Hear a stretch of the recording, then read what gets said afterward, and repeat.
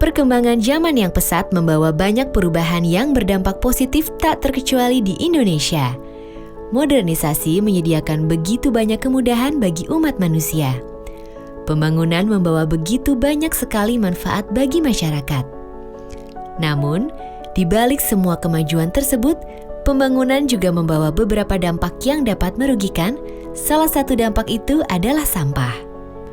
Proses modernisasi dan kemajuan memang secara tidak langsung berakibat pada bertambahnya jumlah sampah yang berasal dari masyarakat. Sampah ini bervariasi, mulai dari sampah-sampah rumah tangga hingga sampah-sampah industri. Jumlahnya pun cukup fantastis. Bayangkan saja, kurang lebih 0,5 kg sampah dihasilkan oleh setiap penduduk Jakarta atau total 6.000 ton sampah setiap harinya. Dalam setahun, volume sampah yang diproduksi oleh seluruh provinsi di Indonesia bisa mencapai lebih dari 86 juta meter kubik atau lebih dari 86 miliar liter dengan berat lebih dari 77 juta ton atau 22 kali lebih berat daripada berat keseluruhan Candi Borobudur. Pertanyaan penting pun muncul. Bagaimana cara kita mengelola sampah sebanyak itu? Pada sistem standar pengelolaan sampah yang kita lakukan saat ini, sampah dikumpulkan oleh petugas kebersihan kemudian dibawa ke tempat pembuangan sementara untuk dipilih mana yang masih memiliki nilai lebih seperti nilai ekonomis, nilai manfaat, dan sebagainya, serta mana yang memang harus dibuang ke TPA. Masalah muncul karena jumlah dan kapasitas TPA tidak cukup untuk menampung seluruh sampah yang dibawa ke sana. Sekitar 13,8 juta meter kubik atau seberat 13,6 juta ton sampah tetap berakhir di tempat pembuangan akhir di seluruh Indonesia. Karena itu, perlu ada pendekatan yang berbeda dalam pengelolaan sampah sehingga pengelolaan dapat dilakukan dengan lebih efektif dan efisien, sehingga dapat menghemat waktu, tenaga, dan biaya. Berdasarkan studi dan research yang dilakukan oleh INSWA, sistem pengelolaan sampah yang baik harus memperhatikan 5 aspek penting yang harus terpenuhi, yaitu 1. Aspek hukum. Aspek ini merupakan aspek paling mendasar dalam menyusun sistem pengelolaan sampah suatu negara.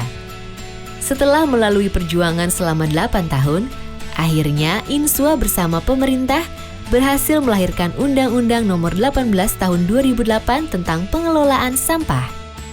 Melalui undang-undang ini, diharapkan segala perencanaan, kebijakan, dan peraturan yang menyangkut semua pihak terkait dalam masalah ini mempunyai dasar hukum yang kuat.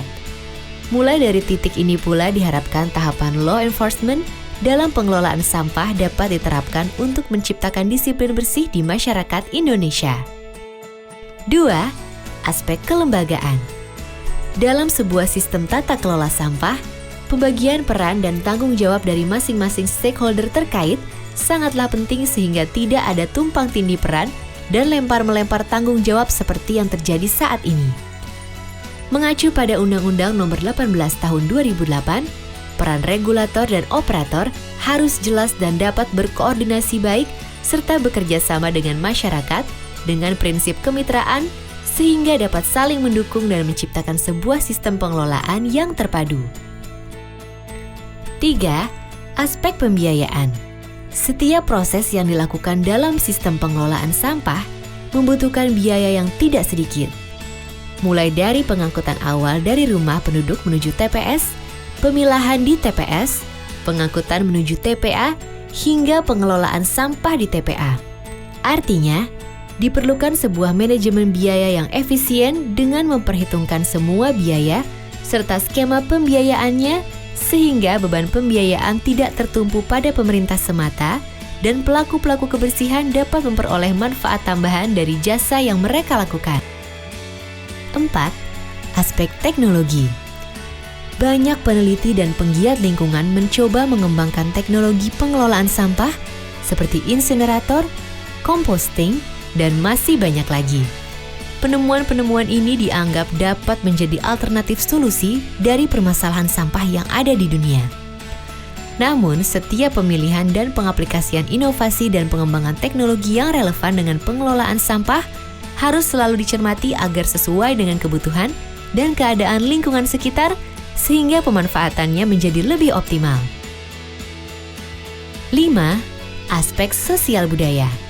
Sebaik apapun peraturan perundangan dan sistem pengelolaan sampah yang dibuat, tidak akan berjalan baik apabila tidak tersampaikan kepada masyarakat dan stakeholder terkait.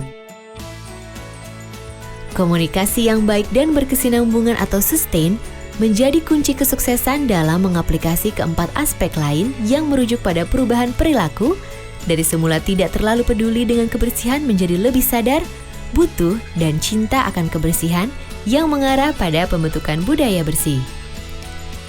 Pengelolaan sampah yang baik bukan hanya menjadi tanggung jawab pemerintah semata atau petugas-petugas kebersihan, namun merupakan tanggung jawab kita semua. Walau kelihatannya sepele, pengelolaan sampah memiliki dampak yang sangat besar bagi kehidupan kita, karena dengan lingkungan yang bersih, maka tingkat kesehatan masyarakat menjadi lebih baik, kenyamanan hidup meningkat, dan tingkat stres berkurang. Sistem pengelolaan sampah yang baik tidak akan berhasil tanpa adanya perubahan mindset dan perilaku masyarakat yang sadar kebersihan. Mari mulai sekarang kita semua bijak dalam mengelola sampah. Kalau Singapura butuh waktu 40 tahun dan Jepang perlu 100 tahun dalam membentuk budaya bersih, bagaimana dengan Indonesia?